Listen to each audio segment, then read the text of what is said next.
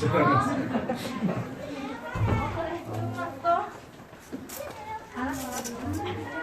영광 하나님께 올려드립니다.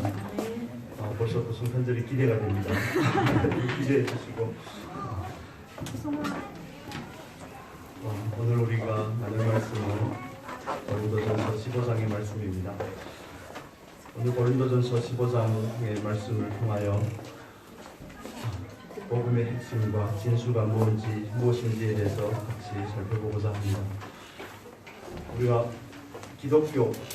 기독교라는 말을 들으면 보통 십자가를 연상을 많이 하죠. 보통 십자가를 연상을 할 때가 많은데 예수님께서 내 죄 때문에 십자가에 달리셔서 피를 흘리셔서 나를 용서해 주시고 나에게 영원한 하나님의 나라에 들어갈 수 있는 은혜를 주셨다. 그래서 보통 십자가를 연상을 시킵니다. 그러나 기독교가 진정한 소망과 의미로 우리에게 다가올 때, 생명의 은혜와 능력으로 다가올 때 그 진정한 의미는 부활에 있습니다. 즉 십자가와 부활은 뗄래야 뗄 수 없는 완전히 양면과 같은 것입니다. 우리가 보통 십자가에 포커스를 많이 맞추고 초점을 많이 맞춰서 예수 그리스도의 대속의 은혜에 대한 강조를 굉장히 합니다. 우리도 그렇게 배웠고 그렇게 인식을 하고 있지만 사실은 예수님께서 죽으심은 살아나시기 위해서 죽으신 줄로 믿습니다. 우리의 죄를 위해서 죽으시고 우리를 의롭다 하시기 위해서 살아나셨다. 의롭게 하심을 위한 그 살아나심에 저와 여러분이 초점을 맞추셔야 됩니다. 우리가 보통 부활에 대해서 이야기를 할 때, 부활에 대해서 나눌 때 세 부분을 통하여서 나눌 수가 있습니다. 과거, 현재, 미래라는 개념을 가지고 고린도전서 15장에서도 사도 바울이 그렇게 설명을 합니다. 우리 15장 3절과 4절의 말씀 같이 보겠습니다. 차근차근 살펴보도록 하겠습니다. 3절과 4절 같이 읽습니다.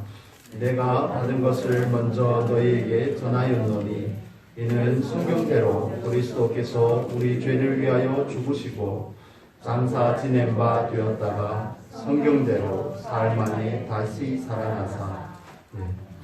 보통 고린도전서 15장 3절과 4절의 말씀을 복음의 요약이라고 그렇게 말합니다. 복음의 핵심적인 사건을 십자가와 부활이죠. 예수 그리스도의 죽으심과 예수 그리스도의 부활하심으로 이야기할 수 있습니다. 그런데 3절과 4절에서 반복이 되는 단어가 있습니다. 반복이 되는 단어가 뭘까요? 두 번 반복이 됩니다. 성경대로. 맞습니다. 제가 지갑을 안 가지고 와서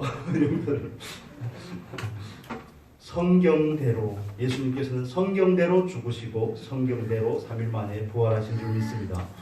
이 말씀이 우리에게 알려주고자 하는 메시지가 무엇이냐면 우리가 방금 예수 그리스도의 부활의 사건, 십자가와 부활의 사건을 과거와 현재와 미래라는 개념에서 사도 바울이 이야기를 한다고 그랬습니다. 15장에서 부활에 대해서 그 측면을 가지고 이야기를 하는데 과거에 있었다는 그 사실은 저와 여러분이 믿는 복음의 진수인 십자가와 부활이라는 것은 실제로 있었던 사실이라는 것을 전제로 하는 겁니다. 모든 사실이 진리는 아니지만 진리는 사실이어야만 합니다. 없는 것을 날조할 수는 없는 일입니다. 그 어떻게 꾸미더라도 진리가 아니고 사실이 아닌 사건을 오늘날의 20억이나 되는 사람들이 믿고 추종할 수는 없는 일입니다. 왜냐하면 진리가 아닌 것은 모든 혹은 금방 그 본체가 드러나기 때문에 그렇습니다. 이때까지 이 세상에 많은 종교가 있었지만, 많은 종교의 지도자들이 있었지만 그들이 주장하는 그 이론을 따라서 몇백 년이라는 시간, 우리가 대표적인 종교들을 제외하고서는 거의 한 두 세대가 지나가지 않으면 그 종교가 다 없어집니다. 그러나 예수 그리스도가 이루신 일, 십자가의 놀라운 그 은혜의 사건과 부활의 사건은 이때까지 이루어 올 수 있는 것은, 이때까지 그 명맥을 이어올 수 있는 것은 사실의 기반을 두고 있기 때문에 그렇습니다. 여러분, 예수님께서 죽으시고 예수님께서 부활하신 사실을 믿으십니까? 우리는 사실을 믿는 겁니다. 그냥 추상적인 것을 그래 믿어야 돼 이런 개념이 아닙니다. 여러분, 이순신 장군 믿으시죠? 명량해전 이런 걸 믿지 않습니까? 세종대왕께서 한글을 창제하셨다는 거 우리는 전혀 의심이 없이 믿고 있습니다. 근거를 대라면 잘못될 수는 있겠지만, 그러나 성경에서 예수 그리스도가 십자가에 못 박혀 죽으시고 3일 만에 부활하셨다는 것은 구체적인 숫자를 3일이라고 언급하는 데에서도 근거를 두고 있습니다. 물론 십자가의 사건과 부활의 사건을 우리가 꼭 어떤 증거를 가지고 논증을 할 필요는 없지만 복음서의 기자들은 그게 사실이라는 것을 우리에게 반복해서 강조하고 있습니다. 아구스도 때에 예수님께서 태어나시죠. 베들레헴으로 호적하러 올라가십니다. 그렇죠.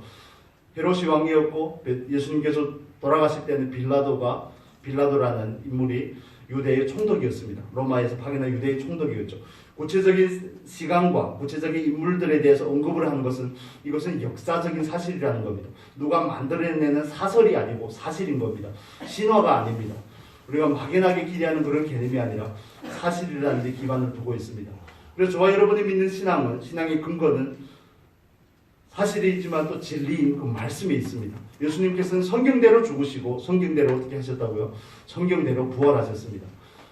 구약 성경을 보면 우리가 요한복음 5장 39절의 말씀 여러분 잘 아시는 것처럼 이 성경은 나에 대하여 증거하는 것이로다. 예수님께서 그렇게 말씀을 하셨는데 구약과 신약 사도 바울이 고린도 전서를 쓸 때에는 고린도 교회에 이 서신을 보낼 때에는 신약 성경이 아직 완성이 되지 않았습니다. 신약 성경은 거의 기원 한 300년 가까이가 돼서 정경으로 되기 때문에 그때는 신약 성경이 없었지만 사도 바울이 하는 이야기는 구약 성경에 기록한 대로 그런 의미가 됩니다. 구약 성경이 예수님의 죽으심과 예수님의 부활에 대해서 반복해서 언급을 하였는데 과연 예수님께서 오셔서 말씀이 육신이 되어 이 땅 가운데 오셔서 구약의 예언을 성취하셨다는 것을 사도 바울이 이야기합니다. 그래서 고린도 교회에 편지를 쓰면서 여러분이 믿는 그 믿음은 누군가 전하고 선동해서 하는 그런 데 근거를 두는 것이 아니라 역사적인 사실의 구약의 예언의 그 성취에 기초를 두고 있음을 우리에게 말씀해 주고 있습니다. 우리가 보통 예수님의 죽으심에 대한 구약의 예언들에 대해서는 많이 알고 있습니다. 창세기 3장 15절에서 시작되는 그 여자의 후손에 대한 그 약속과 더불어 아담과 하와가 범죄하였을 때 하나님께서는 그들에게 가죽옷을 입혀주시는 것으로 원시복음의 그 역사를 이루어갑니다. 구체적인 시간과 공간이라는 그 역사적인 시간 안에서 하나님께서는 예수가 와서 이루실 일의 예표들을 보여주시는 겁니다. 대표적인 것만 살펴보면 방금 말씀드린 아담과 하와에게 가죽옷을 입혀준 사건, 그렇죠. 보통 아벨이 제사 드릴 때 그 제사의 사건도 예수 그리스도의 예표로 봅니다. 그리고 우리가 잘 아는 것처럼 창세기 22장에서 아브라함이 누구를 드리죠?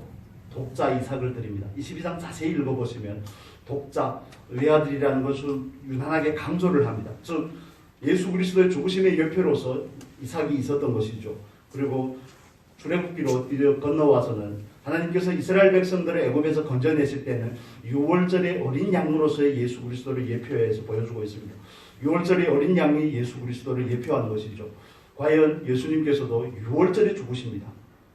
구약에서 출애굽을 할 때도 6월절의 어린 양을 잡고 하나님의 심판이 6월 넘어간다는 뜻이죠. 넘어감으로 말미암아 애굽의 상자들은 죽었지만 하나님의 백성, 언약의 백성인 이스라엘의 상자들은 죽지 않은 그 사건, 그건 예수 그리스도의 십자가를 예표하는 것이었습니다. 과연 예수님께서 이 땅에 오셔서 2000년 전에 이 땅에 오셔서 6월절에 죽으시고 3일 만에 부활하신 줄 믿습니다. 이것은 사실이라는 겁니다. 구약에서 반복해서 언급하는 그 사실인 것입니다. 또 구약에서 우리가 예수 그리스도의 십자가의 사건, 죽으심에 대한 사건은 이사야서 53장에 풍성하게 드러나 있죠. 연한 순같이 흠모할 것이 전혀 없는 그분께서 오셔서 우리의 모든 질고를 지시고 죽으셨음을 예언하고 있습니다. 53장 우리 6절만 보겠습니다. 이사야서 53장 6절입니다.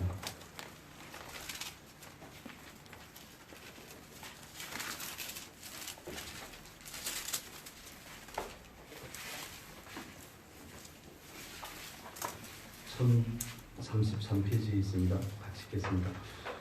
5절과 4절부터 읽겠습니다. 4절에서 6절. 그는 실로 우리의 질고를 지고 우리의 슬픔을 당하였거늘 우리는 생각하기를 그는 징벌을 받아서 하나님에게 맞으며 고난을 당한다 하였노라. 그가 찔림은 우리의 허물을 인하며 그가 상함은 우리의 죄악을 인함이라. 그가 징계를 받음으로 우리가 평화를 누리고 그가 채찍에 맞음으로 우리가 나음을 입었도다.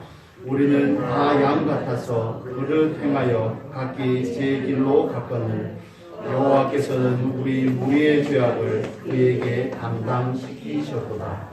네. 이사야서 53장은 대표적인 예수 그리스도의 고난의 종으로 오신 예수 그리스도에 대한 예언의 말씀입니다.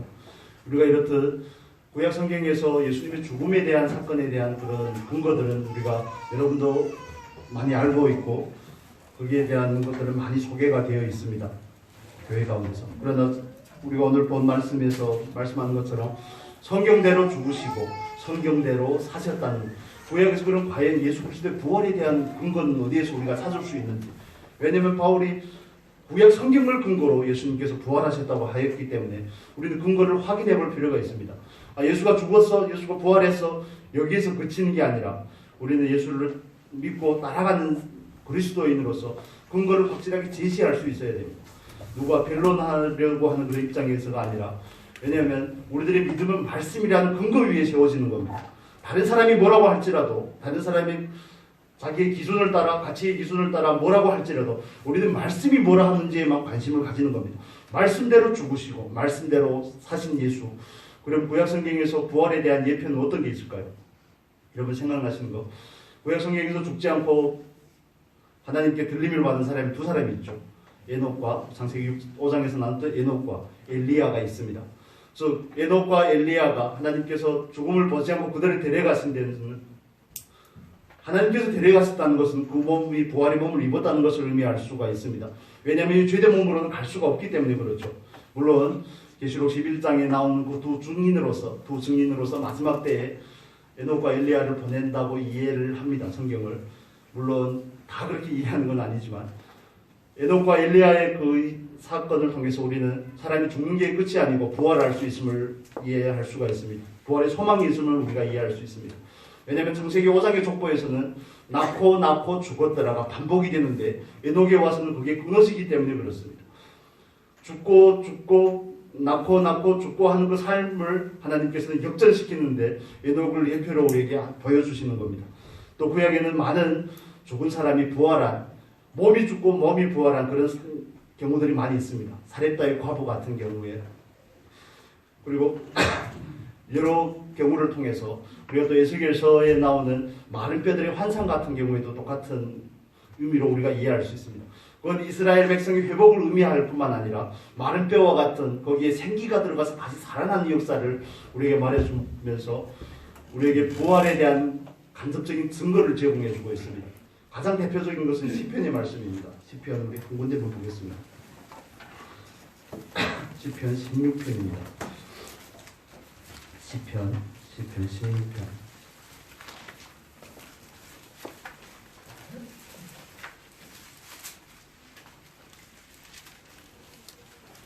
시편 16편 9절에서 11절입니다.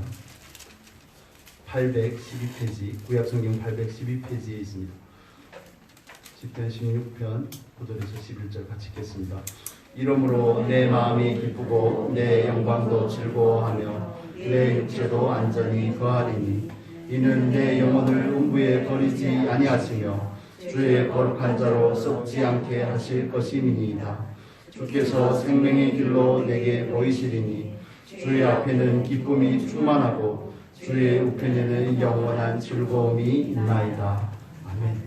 사도행전에서도 두 번 정도 인용이 된 이 말씀인데 이것은 예수 그리스도의 부활에 대해서 결정적인 증거를 우리에게 제공하고 있습니다. 물론 다른 구절도 여러 군데 있지만 다시 원점으로 돌아와서 십자가와 부활이라는 것은 과거에 발생한 일이지만 사도 바울이 고린도전서를 쓸 때에는 과거에 발생한 일이지만 그것은 사실 하나님의 말씀, 약속을 근거로 하고 있음을 말하고 있습니다. 저와 여러분이 십자가를 믿고 부활의 사건을 믿는 것도 우리는 그것을 역사적인 사건으로 이해하는 겁니다.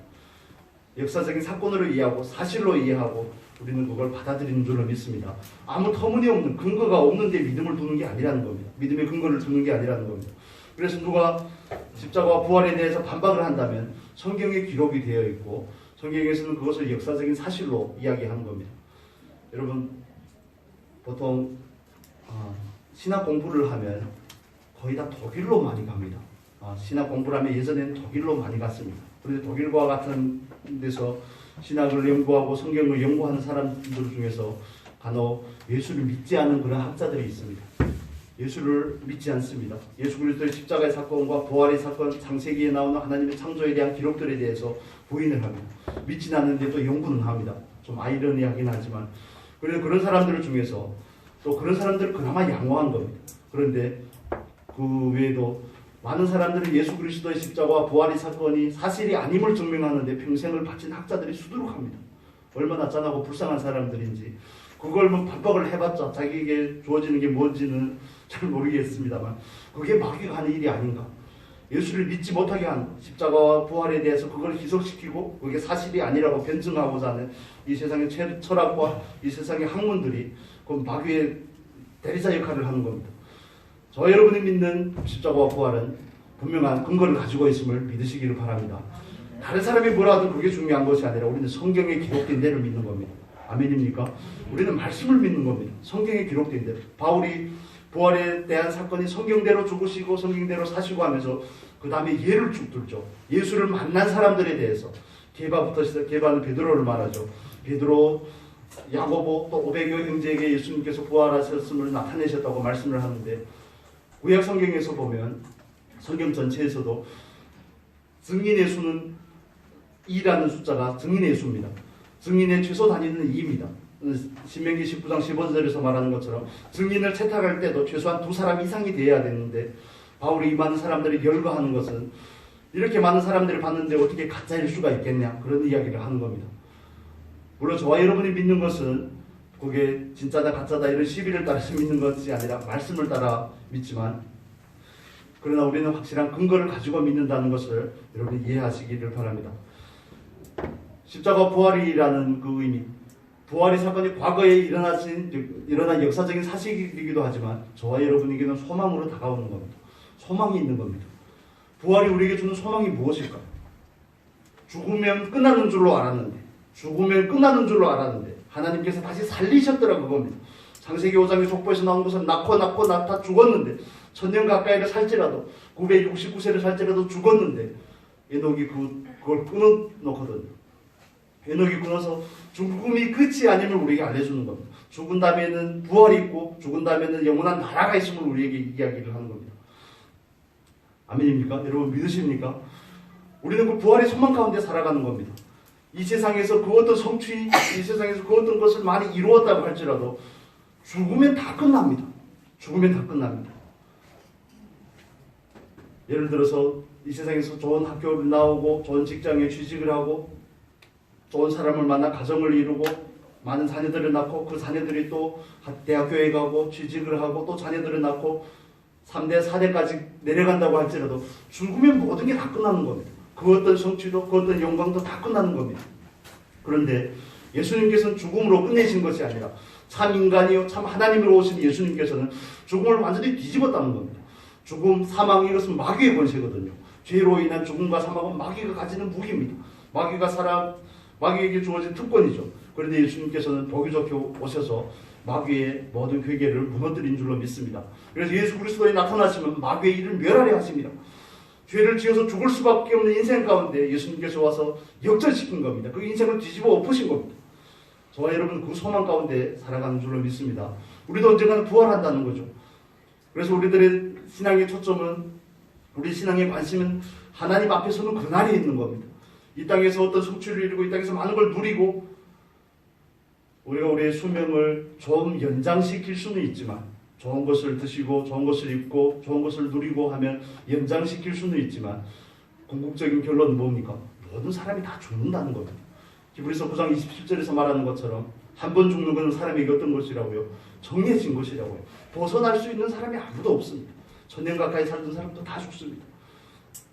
진시황도 애굽의 바로도 아이러니한 것은 세상의 군왕들은 자기가 있을 때 자기 무덤을 만듭니다. 희한하죠. 자기가 살아있을 때 자기의 무덤을 만듭니다. 중국의 서안이라는 곳에 시안이라는 곳에 가면 진시황의 무덤이 있습니다. 진시황이 이 땅에서 육국을 통일하고 자기가 황제로서 이 세상에서도 위세를 부렸지만 죽고 나서도 지하 세계에서도 자기가 왕이 되고 싶어서 그 지하 세계는 그 무덤을 아직 발굴하지 못합니다. 지금 현대의 기술을 가지고는 좀 어렵다는 그런 이야기가 있습니다. 그런데 거기 안에는 수은으로 된 강이 흐르고요. 그때 사람들이 전통적인 개념을 가지고, 여러분 백마용 그런 거 보셨죠? 백마용 같은 그런 흙으로 만든 외모가 전혀 다른 그 군대들은 진시황의 군대입니다. 자기가 죽어서도 자기 것을 지키고 싶고 누리고 싶고 하는 그런 거죠. 여러분 애굽에 있는 금자탑, 그 피라미드, 그 무덤입니다. 애굽 왕 바로의 무덤들입니다. 살아서 무덤을 만드는 게 인생입니다. 그런데 예수는 무덤이 없는 줄로 믿습니다. 예수는 무덤이 없습니다. 왜냐하면 살아나셨기 때문에 그런 것이죠. 누가복음 24장의 말씀을 읽다가 좀 울컥했는데 한번 보겠습니다. 한 절만 보겠습니다. 누가복음 24장입니다. 24장 5절의 말씀입니다. 139페이지.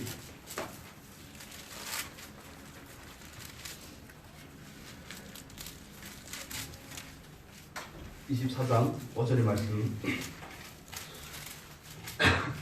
같이 읽겠습니다. 찾으셨죠?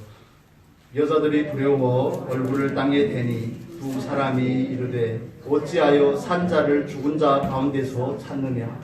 어찌하여 산자를 죽은 자 가운데서 찾느냐? 여자들이 무덤에 와보고 예수님의 시체가 없는 것을 보고 마음에 근심하고 두려워하니까 천사가 하는 얘기입니다. 어찌하여 산자를 죽은 자 가운데서 찾느냐? 그러면서 6절에 이렇게 이야기하죠. 여기 계시지 않고 살아나셨느니라. 갈릴리에 계실 때에 너에게 어떻게 말씀하신 것을 기억하라. 예수님께서 반복해서 언급하신 그 말씀을 기억하라는 겁니다. 여러분, 저와 여러분의 신앙은 말씀의 토대를 두고 있는 줄로 믿습니다. 말씀을 기억하라는 겁니다. 말씀. 어째 산자를 죽은 자 가운데서 찾느냐?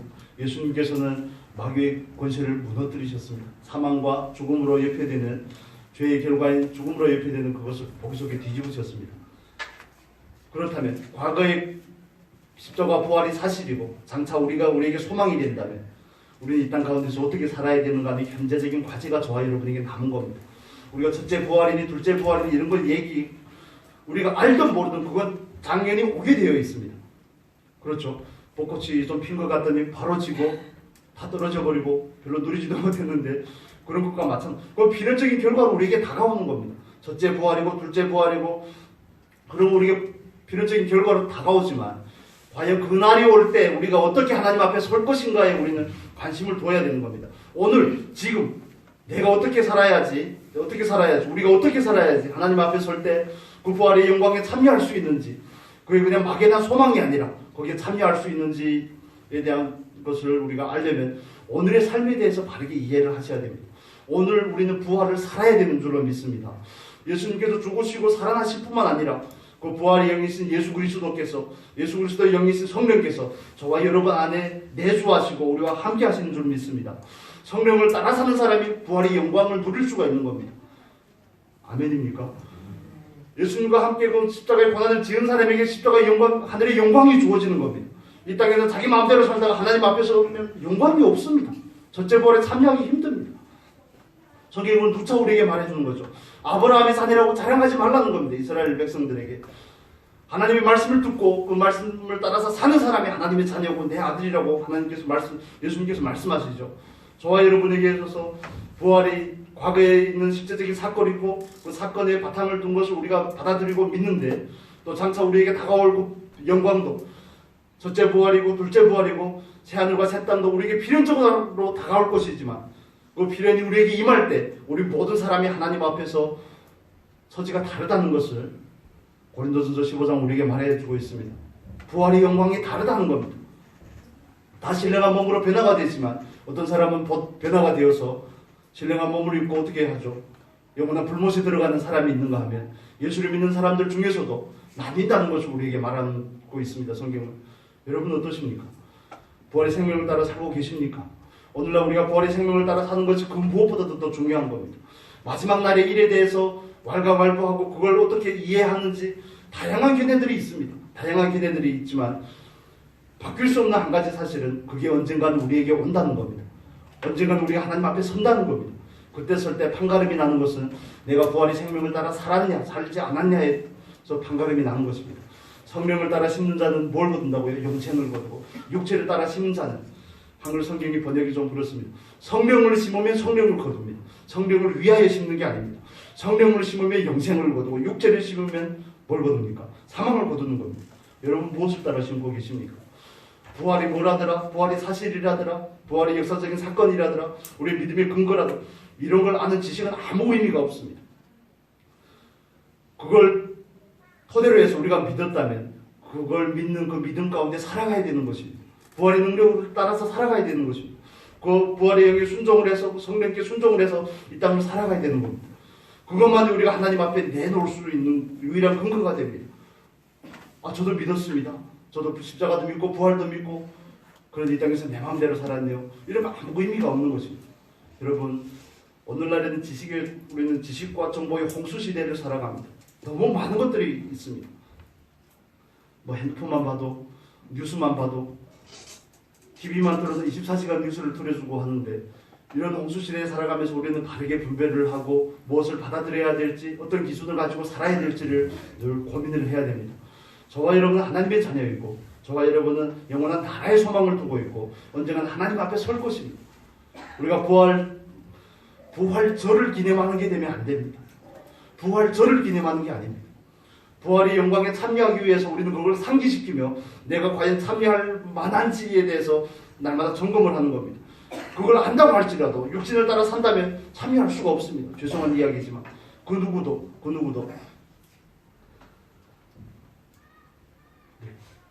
같이 갈라디아서의 말씀 보겠습니다. 갈라디아서 5장 말씀 보겠습니다.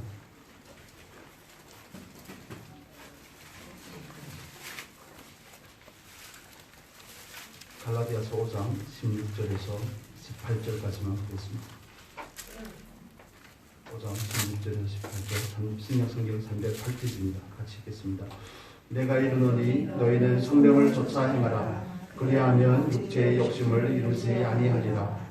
육체의 소욕은 성령을 거스르고 성령의 소욕은 육체를 거스르나니 이 둘이 서로 대적함으로 너희의 원하는 것을 하지 못하게 하려 함이니라. 너희가 만일 성령이 인도하는 바가 되면 율법 아래 있지 아니하니라. 그 다음에 육체의 일이 뭔지, 성령의 일이 무엇인지에 대해서 우리에게 설명을 해주고 있습니다. 이 말씀도 우리가 너무 잘 아는 말씀이죠. 너무 익숙한 말씀입니다. 그런데 중요한 것은 내가 과연 성령을 따라 사는 해야에 초점이 있는 겁니다. 성령을 따라 살기를 원하는, 사모하는 해야에 초점이 있는 것입니다. 여러분의 손주들이 부활절이라 하나님 앞에 찬양도 하고 말씀도 암송하고 율동도 했는데 여러분 보면서 어떤 마음이 드셨습니까? 전 애들을 보면서 새벽마다 나와서 애들을 위해서 기도하면서 드는 생각이 이겁니다. 애들한테 과연 무엇을 불려줄까? 무엇을 불려줘야 바른 것일까? 언젠가는 숙명처럼 다가올 그 일에 대해서 애들을 준비시켜주는 것이 가장 지혜로운 것이 아닐까? 좋은 대학에 보내고 좋은 직장에 취직을 하고 그것보다 더 숭고한 가치가 무엇일까? 성경에서 말하는 것처럼 성경대로 죽으시고 성경대로 부활하셨는데 하나님 앞에 설 때 떳떳한 모습으로 설 수 있는 믿음을 물려주면 가장 좋겠다. 그들이 정말 그 사실을 믿고 이 땅에서 하나님께서 원하시는 대로 그 말씀을 따라 살면 좋겠다. 어떤 직업을 가졌든 빈부귀천을 떠나서 정말 하나님의 말씀에 순종하며 사는 사람이 좋겠다. 사람이 되면 좋겠다. 그런 생각이 듭니다. 여러분 이 세대는 점점 막혀지고 있습니다. 하나님 예수님께서 오실 그날이 점점 가까워지고 있습니다. 우리는 막연하게 정부에서 이제는 거리 제한도 다 없애고 언젠가는 마스크 벗을 수 있고 벗으면 뭐 하겠습니까? 예수님께서 오신다는 사실은 바뀌지 않습니다. 우리가 그냥 그것을 한쪽에다 체념하고 한쪽에다 내어두고 상기하지 않고 생각하지 않을 따름이지, 그냥 막연하게 살아갈 따름이지 그 사실은 절대 바뀌지 않습니다. 여러분 우리가 저와 여러분이 하나님 앞에서 하나님의 말씀을 따라 성령의 인도하심을 따라 사는 그런 귀한 은혜가 있기를 바랍니다. 말씀을 따라 성령을 따라 살려면 말씀에 대해서 알아야 됩니다. 말씀에 대해서 알아야 됩니다. 성경을 알아야 됩니다. 설교를 듣는 것 말고요. 하나님의 말씀은 살았고 운동력이 있는 줄로 믿습니다. 하나님의 말씀이 살아있습니다. 여러분 한국 초대교회 이야기를 여러분에게 잠깐만 말씀을 드리겠지만 한국은 선교사들이 들어와서 먼저 복음을 전한 게 아니라 중국어 성경이 한국어로 번역이 돼서 성경이 들어와서 말씀을 전한 겁니다. 여러분 이해가 되십니까? 목회자가 먼저 있어서 선교사가 먼저 들어와 전한 것이 아니라 말씀이 말씀을 전한 겁니다. 말씀이 선포되고 말씀이 포교를 한 겁니다. 여러분 그 누구의 설교를 듣는 것보다 더 중요한 것은 여러분이 말씀을 읽는 겁니다. 이 말씀을 생명의 양식으로 말씀을 믿고 말씀대로 살아가는 삶의 본을 자녀들에게 보여주면 자녀들이 자연히 따라하려고 하지 않을까요? 저 오늘 아침에 아내랑 상의하고 애들한테 대해서 좀 더 조이기로 했습니다. 중국에 있을 때는 매일 아침 일어나 성경 2장 읽고 말씀 암송하고 뭐 간단하게 한마디라도 기도하고, 그런데 여기 와서는 좀 빠져가지고 느슨하게 놔뒀더니 이놈을 아침부터 만지고 있습니다.